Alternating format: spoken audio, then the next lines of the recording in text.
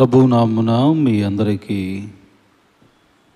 ఈ 2024వ సంవత్సరము సెప్టెంబర్ మాసము 9వ తారీఖు సోమవారం ఉదయం 5:30 ఈ ఉదయకాలపు ఆరాధనకు మీ అందరికీ కూడా స్వాగతాన్ని తెలియజేస్తున్నాను.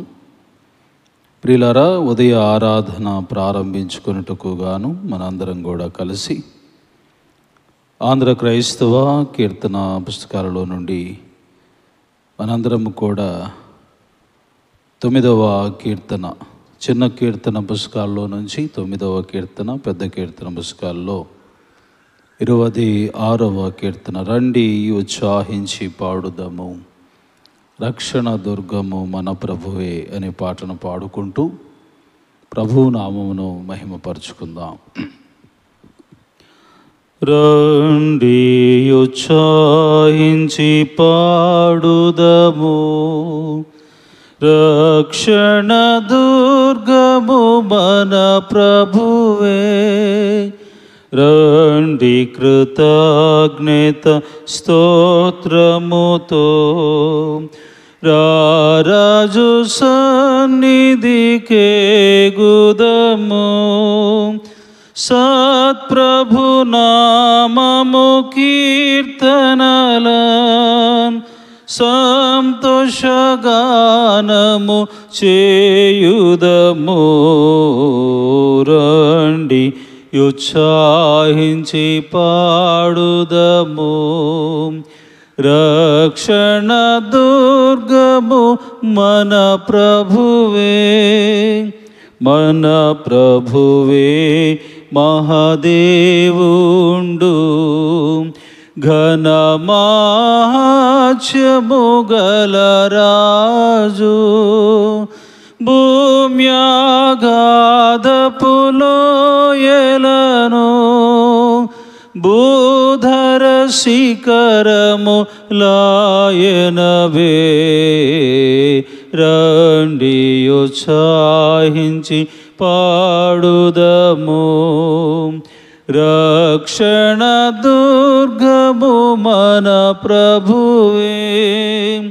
సముద్రము సృష్టించే నాయనదే, సచ్యుని హస్తమే భువి చేసే.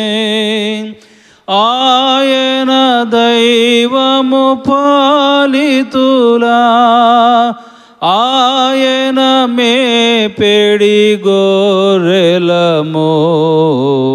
రండి ఉత్సాహించి పాడుదము, రక్షణ దుర్గము మన ప్రభువే. ఆ ప్రభు సన్నిధి మోకరించి ఆయన ముందర మ్రొక్కుదము. ఆయన మాటలు గైకొనినా అయ్యవి మనకెంతో మేలగును. రండి ఉత్సాహించి పాడుదము, రక్షణ దుర్గము మన ప్రభువే. తండ్రి కుమార శుద్ధాత్మకును దగు స్తుతి మహిమలు కల్గుగాక.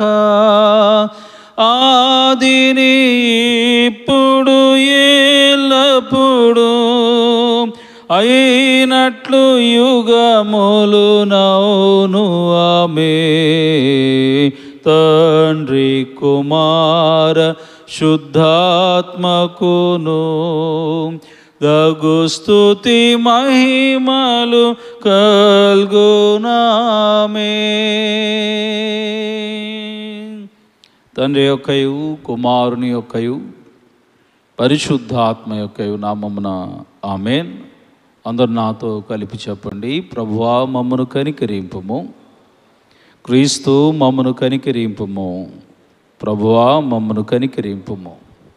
మనందరం కూడా అలాగనే నిలువబడి అపోస్తుల విశ్వాస ప్రమాణము మన ప్రమాణముగా ఒప్పుకుందాం.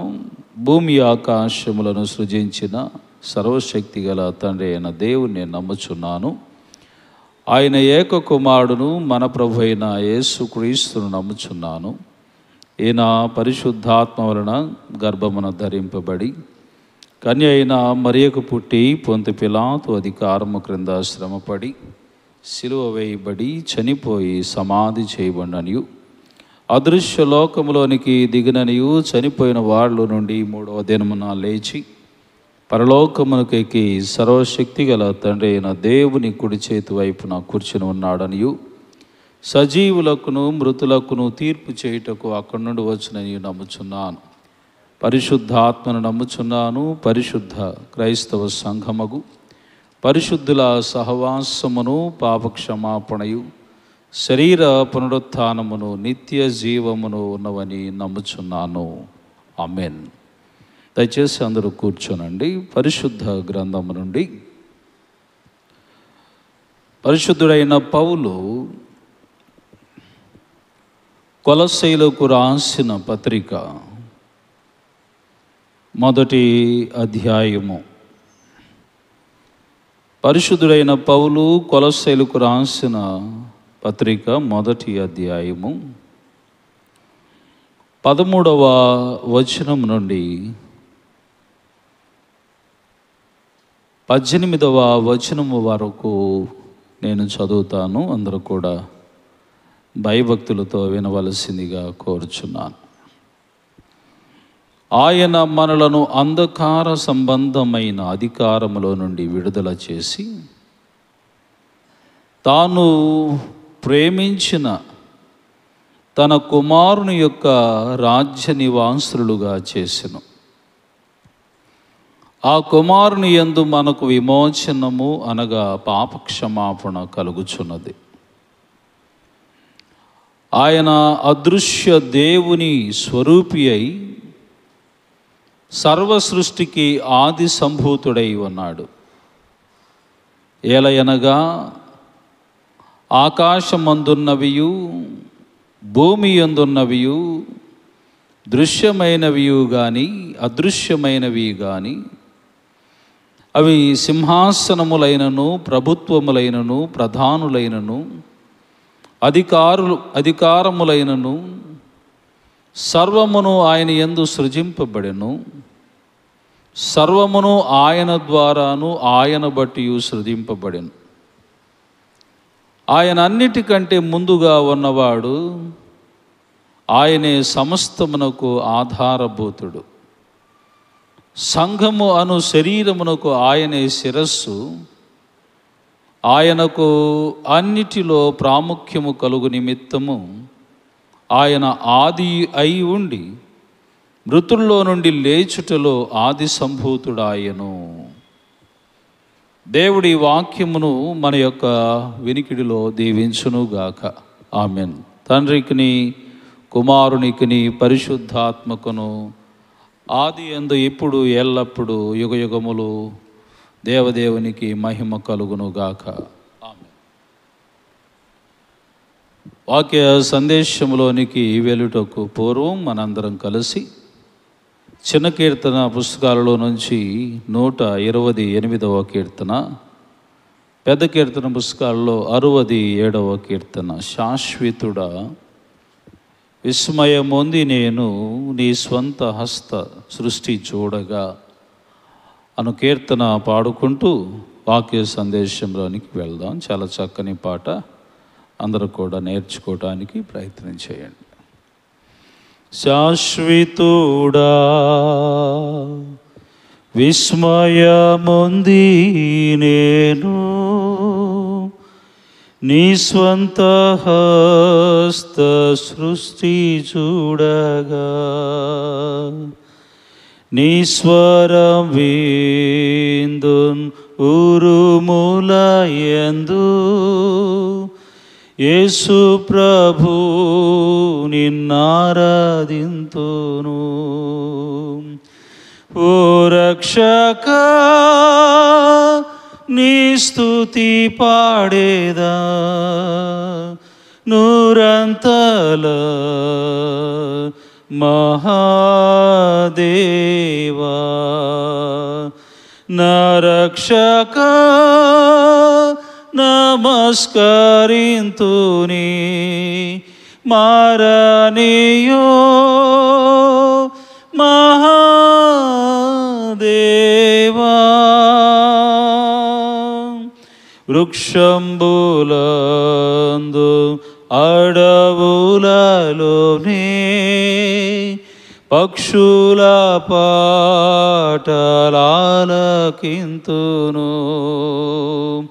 తక్షణమాగ్ర పర్వతము నుండి అక్షులతో నీ మహిమగందును. ఓ రక్షక నీ స్తుతి పాడేదా నూరంతల మహాదేవా. నా రక్షక నమస్కరింతుని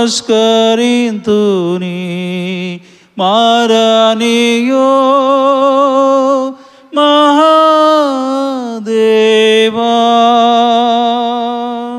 మహాదేవా నీ ఏక పుత్రుండిలా నా హేయ పాపముల్ భరించిన సహాయుడై తమరణించేనందు ఓహోయాచర్యపడి స్మరింతు. ఓ రక్షక నీ స్తుతి పాడేదా నూరంతల మహాదేవా. నా రక్షక నమస్కరింతుని మారనియో మహాదేవా.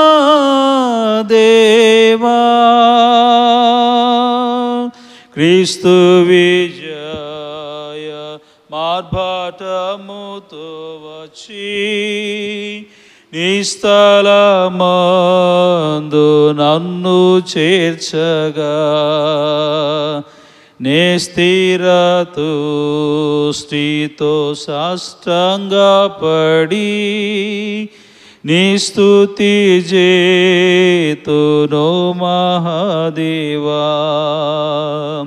ఓ రక్షక నీ స్తుతి పాడేదా నూరంతల మహాదేవా. నా రక్షక నమస్కరింతుని మారనియో మహాదేవా.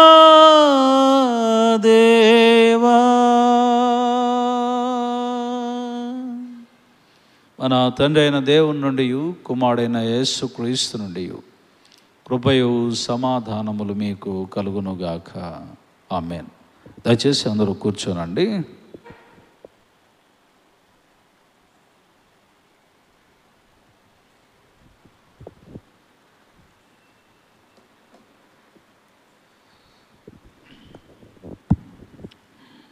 ప్రభునందు ప్రియమైన దేవుని బిడ్డలారా,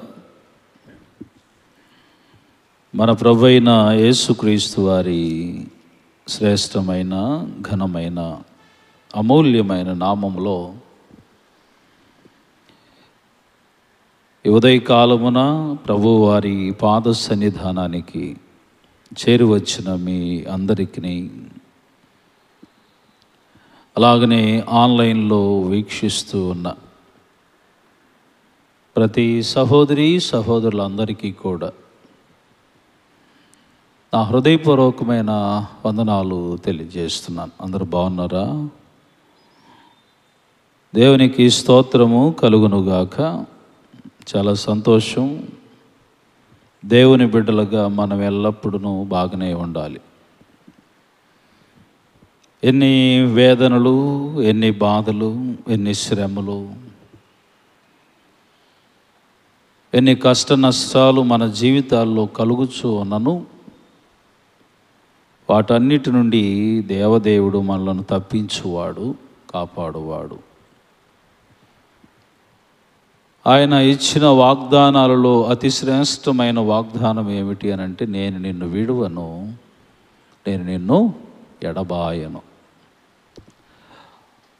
ఏ రోజున కూడా ఆయన మనలను విడిచిపెట్టే దేవుడు కాదు గనుక మనం ఎల్లప్పుడూ చెప్పవలసిన మాట ఏమిటనంటే, మేము అందరము బాగున్నాము.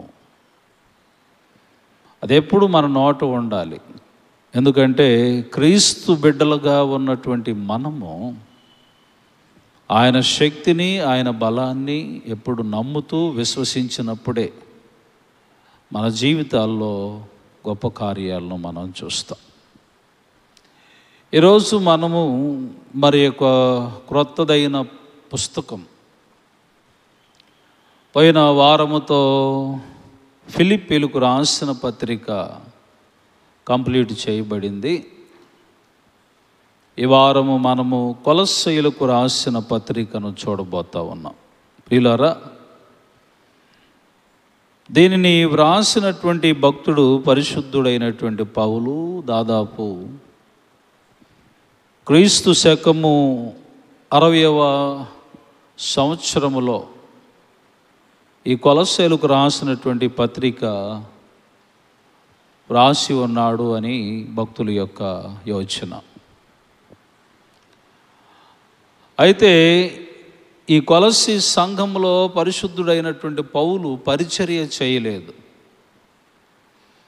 తన యొక్క దాసులుగా ఉన్నటువంటి వారు మరి ఇక్కడ మనం గమనిస్తూ ఉన్నప్పుడు ఆయన యొక్క ప్రియమైనటువంటి ఎపఫ్రా అనబడేటువంటి వ్యక్తులు, అలాగనే తిమోతి అనబడేటువంటి వ్యక్తులు ఈ సంఘములో పరిచర్య చేశారు. ఆయన శిష్యులుగా ఉన్నటువంటి వారు. ఆ సమయంలో పరిశుద్ధుడైనటువంటి పౌలు ఖైదులో మరి ఆయన బంధించబడినటువంటి వాడుగా, చెరసాలలో వేయబడినటువంటి వాడుగా ఆయన ఉన్నాడు. కానీ ఈ యొక్క కొలస్సీ సంఘం యొక్క పరిస్థితి, స్థితి, గతి ఏదైతే ఉందో అవన్నీ ఈ ఎపఫ్రా వీరి ద్వారా పౌలు భక్తుడు ఎప్పటికప్పుడుకి తెలుసుకుంటూ ఉన్నాడు. అయితే ఈ యొక్క కొలస్సీలకు రాసినటువంటి ఈ పత్రిక అనేటువంటిది ఆయన వ్రాయటానికి గల ముఖ్యమైనటువంటి కారణం ఏమిటనంటే, ఈ ఎపఫ్రా అనబడేటువంటి వీరు, వారి అనుచరులుగా ఉన్నటువంటి వీరందరూ కూడా ఆ సంఘంలోనికి వెళ్ళి అక్కడ వారు చక్కగా పరిచర్య చేస్తూ అనేక మంది విశ్వాసులను తయారు చేస్తూ ఉండగా వారి మధ్యకు కొందరు వ్యక్తులు వెళ్ళిపోయారు.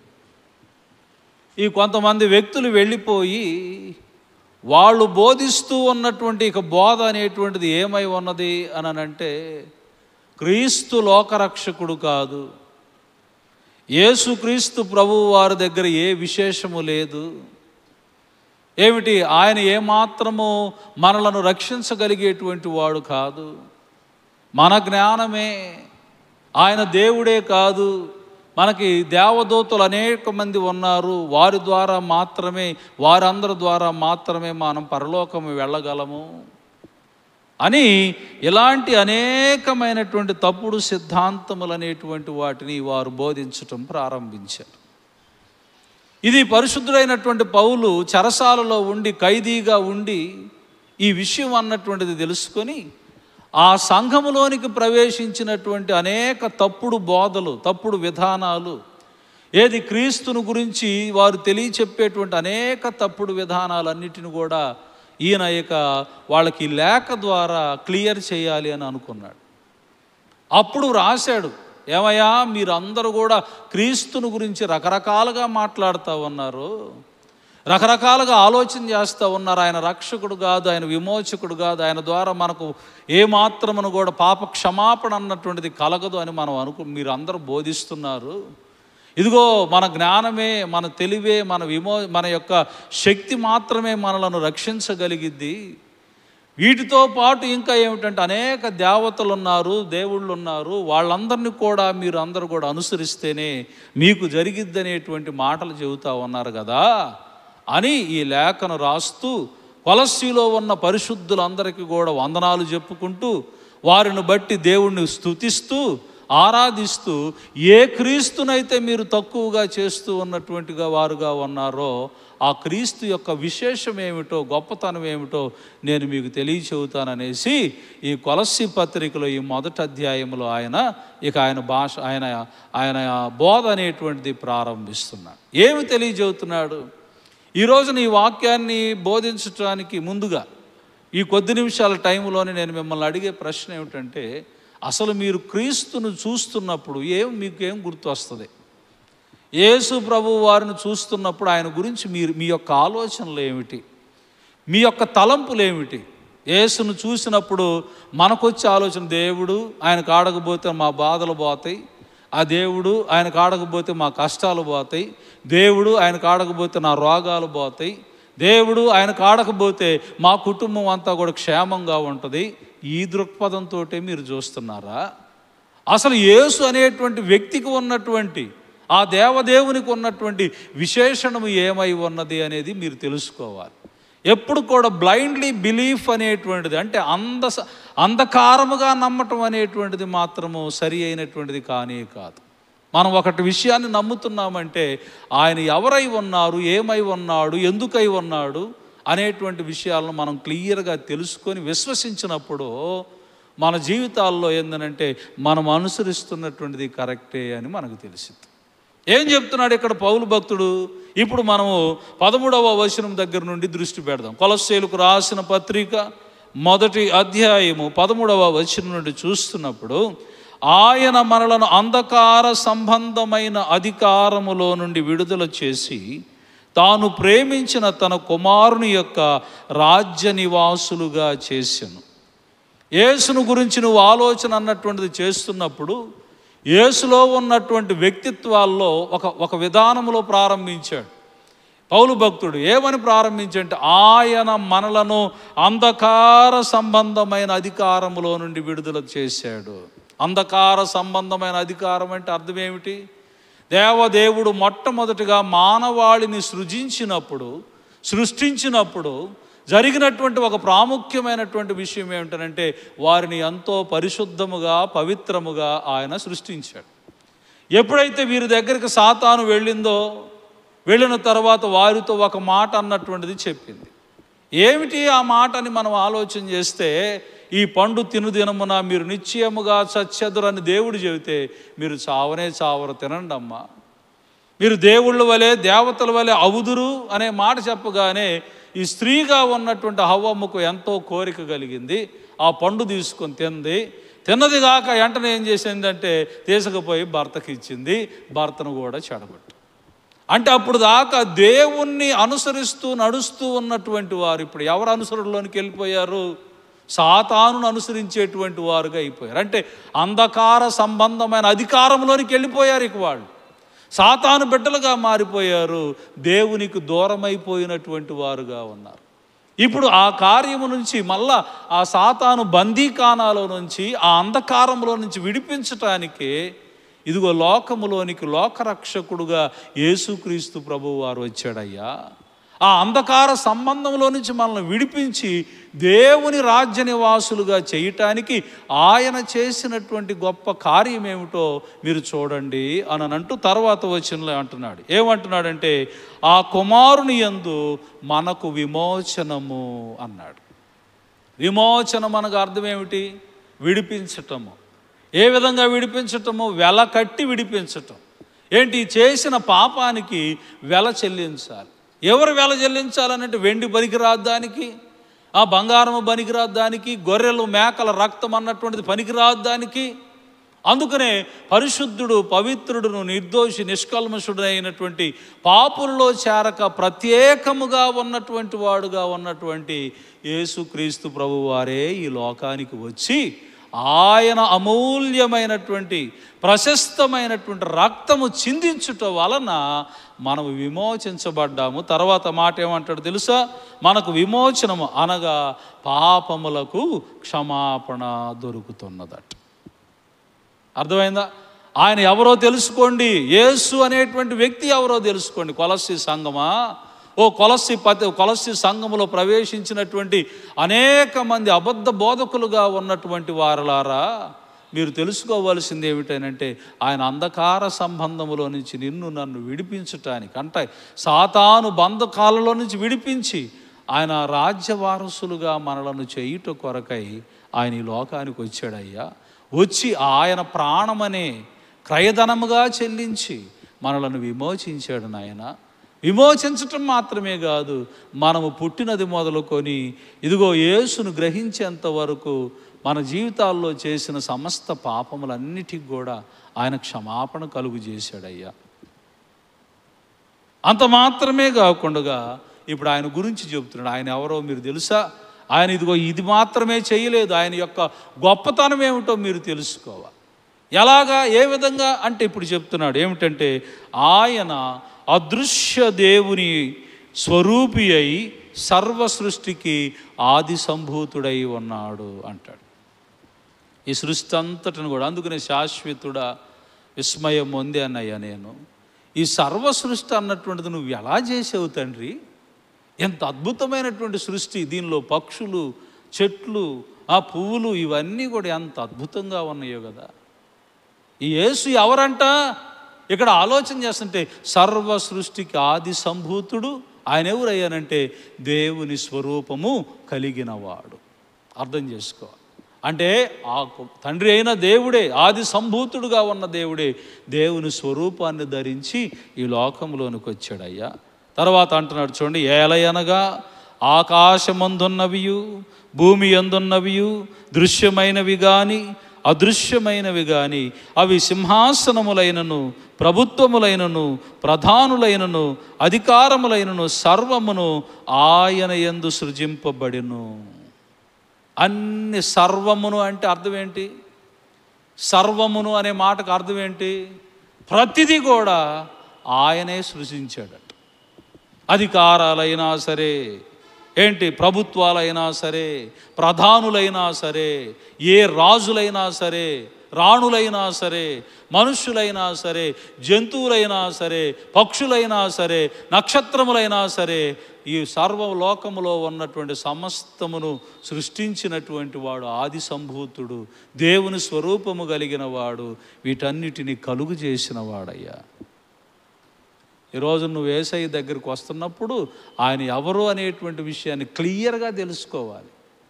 ఆయన ఆది సంభూతుడు అంటే ఈ లోకము పుట్టక మునిపే ఉన్నవాడు, అనువాడు, ఈ లోకాన్ని మొత్తాన్ని కలుగు చేసినవాడు. అలాగనే నిన్ను నన్ను ప్రేమించి పరలోకమును విడిచిపెట్టి భూలోకానికి వచ్చి అంధకార సంబంధంలో బంధాల్లో ఉన్నటువంటి మనలను, ఆ బంధకాల్లో పడి ఉన్న మనలను ఆయన ప్రశస్తమైన రక్తాన్ని చిందించి విమోచించి వెల చెల్లించి మన సమస్త పాపములకు ఆయన క్షమాపణ కలుగు చేశాడు. అర్థమవుతుందా?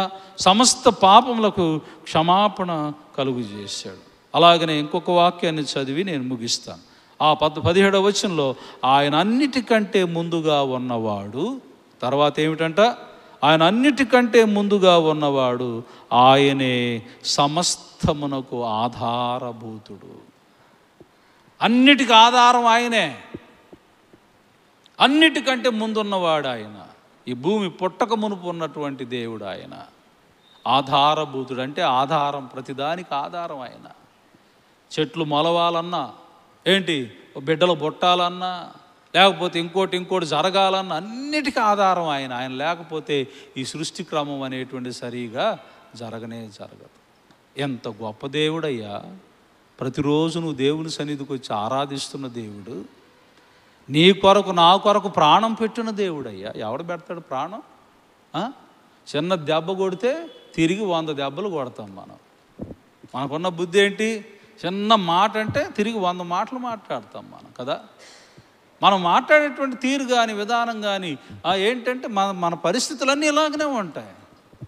ఆయన నీ నిమిత్తము నా నిమిత్తము పరలోకములో నిత్యము వేవేల దేవదూతల చేత కొనియాడబడుతూ పరిశుద్ధుడు పరిశుద్ధుడు పరిశుద్ధుడని కొనియాడబడే దేవుడుగా ఉన్న ఆయన మనలను ప్రేమించి మన కొరకు ఆ సమస్త వైభవాన్ని వదిలిపెట్టి ఈ లోకంలోనికి ఆయన అరుదించాడు. కారణం ఏమిటయ్యా అంటే నీ మీద నా మీద ఆయనకున్న ప్రేమ. అయ్యో నా బిడ్డలు ఈ అంధకార బంధకాలతో ఉంటే వాళ్ళు నిత్య నరకానికే పోతారే తప్ప దేవుని రాజ్య వారసులు కాలేరే అని ఆయన వచ్చి మనల్ని ప్రేమించి మన కొరకు ఆయన ప్రశస్తమైన ప్రాణాన్ని పెట్టి పాప క్షమాపణ, మనం చేసిన సమస్త పాపములన్నిటికీ మన క్రియల వల్ల, మాటల వల్ల, ఆలోచనల వల్ల, తలంపుల వల్ల చేసిన ప్రతి పాపమునకు ఆయన ప్రశస్త రక్తం ఏం చేసిందంటే యేసు రక్తము ప్రతి పాపము నుండి మనలను పవిత్రులుగా చేస్తుంది. అందరూ ఒకసారి చెబుతారు ఈ మాట, యేసు రక్తము ప్రతి పాపము నుండి మనలను పవిత్రులుగా చేసింది.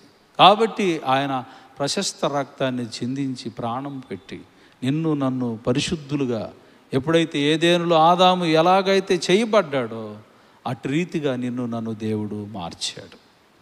దేవునికి స్తోత్రం కలుగునుగాక. కనుక ఈ రోజున మనం ఆరాధిస్తున్న దేవుడు ఎలాంటి వాడు? కొలస్సీ సంఘమా, ఆ తప్పుడు బోధలను మీరు నమ్మబాకండి అయ్యా.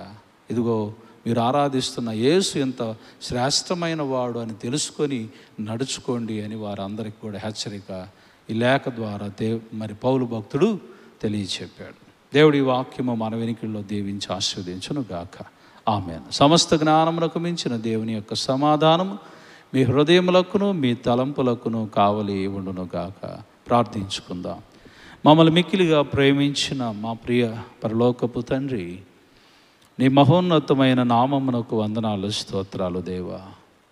నాయనా, గడిచిన ఎదుగో నా తండ్రి వారం అంతట్లో ఉదయకాలపు ధ్యానాల ద్వారా మీరు మహిమ తెచ్చుకున్నారు. ఈ వారము నా తండ్రి మొదటి రోజున మేము ప్రారంభించుకొని కొలస్సీ పత్రికలోంచి తెలుసుకోవటానికి కృప చూపించారు. విన్న వాక్యమును బట్టి నాయన నీవు ఎంత ఉన్నతమైనటువంటి దేవదేవుడవో, శ్రేష్టమైన దేవుడవో మేము తెలుసుకున్నాము నా తండ్రి.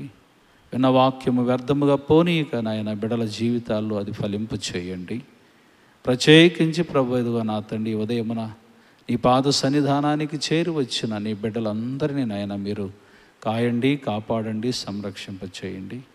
వాతావరణంలో ఏర్పడుతున్న అనేక విపత్తులు, ముఖ్యంగా నా తండ్రి నాయన ఇదిగో నా తండ్రి ఈ తుఫానులు, ఈ ఉప్పెనుల ద్వారా ఎదుగో నా తండ్రి మాకు దగ్గరలో ఉన్నటువంటి విజయవాడ ప్రాంతం అంతా కూడా కొట్టుకుపోతున్న పరిస్థితి, ఆకలికి నాయన దాహమునకు ఎదుగో నా తండ్రి నిలబడి ఏడ దొరకక ఎంతో నలిగిపోతూ వర్షాల్లో మగ్గిపోతూ ఉన్నటువంటి వారుగా ఉన్నారు. నిన్నటి వేళకే 47 మంది నాయనదిగో నా తండ్రి ఆ వరదల వల్ల మరణించారని మేము తెలుసుకున్నాం. ఆయన ఇంకా మరణ సంఖ్య ఇంకా చాలా ఎక్కువగా ఉండబోతుందని అంటున్నారు. నీ చిత్తమైతే ఈ వరదలను నా తండ్రి ఆపి వారి చుట్టూ నీ కంచి వేయండి. అలాగనే ఇతర దేశాల్లో కూడా ప్రభా, చైనాలో కానీ అలాగే అమెరికాలో కానీ కొన్ని ప్రదేశాలలో ఎదుగో నా తండ్రి ఉప్పెనలు విపరీతంగా ఉన్నాయి. అక్కడ ప్రజల పరిస్థితి ఏ విధంగా ఉందో మాకు తెలియదు, కానీ నీ చిత్తమైతే వాతావరణంలో వస్తున్న ఈ మార్పులన్నిటిని నీ ఆధీనంలో ఉంచుకొని ఈ బిడ్డలు క్షేమముగా ఉండులాగున సహాయం చేయండి. ముఖ్యంగా ఈ అకాల వర్షాల వల్ల ఎదుగో నా తండ్రి అన్నదాతలుగా ఉన్నటువంటి రైతన్నలు ఆయన ఎంతగానో పంటలను ఎదుగో నా తండ్రి కోల్పోయి చేతికొచ్చినటువంటి పంటలు నీట మునిగిపోయి ప్రభువా ఏమి చేయాలో ఏది చేయాలో తెలియక నలిగిపోతున్నటువంటి వారుగా ఉన్నారు తండ్రి. నీ చిత్తమైతే వారందరికీ సహాయం అందులాగున సహాయం చేయండి ప్రభువా.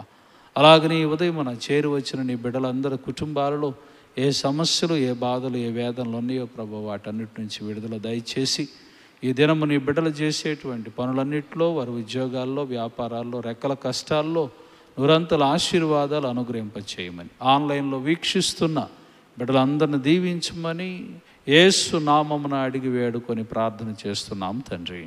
ఆమేన్. పరలోకమందున్న మా తండ్రి, నీ నామము పరిశుద్ధపరచబడును గాక, నీ రాజ్యము మాకొచ్చుగాక, నీ చిత్తము పరలోకమందు నెరవేర్చున్నట్టు భూమి అందు నెరవేరునుగాక. మా అనుదిన ఆహారము నేడు మాకు దయచేయము. మా ఎడల అపరాధములు చేసిన వారిని మేము క్షమించున్న ప్రకారం మా అపరాధములను క్షమింపము. మమ్మల్ని శోధనలోనికి పోనీక దుష్టుని తప్పింపము. రాజ్యము, శక్తియు, మహిమ నిరంతరము నీవై ఉన్నావు తండ్రి. ఆమేన్.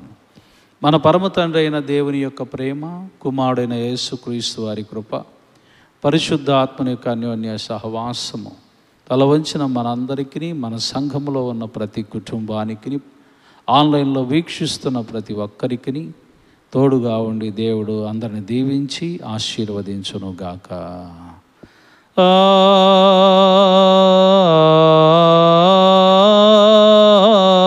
ఆమేన్. ఆమేన్.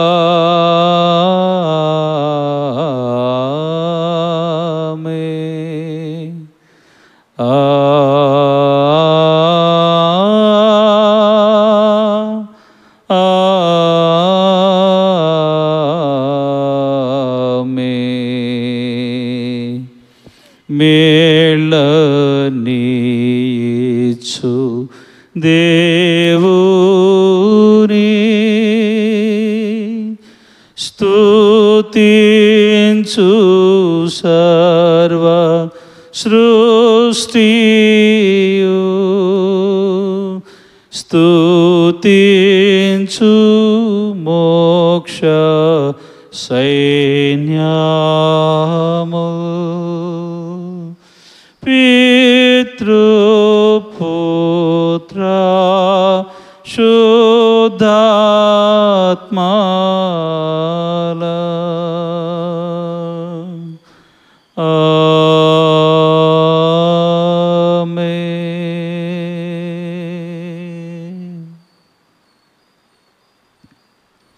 అందరికీ వందనాలమ్మ. God bless you. రేపు ఉదయకాలపు ఆరాధనలో కలుసుకుందాం. అందరూ క్షేమంగా వెళ్ళరండి. Thank you.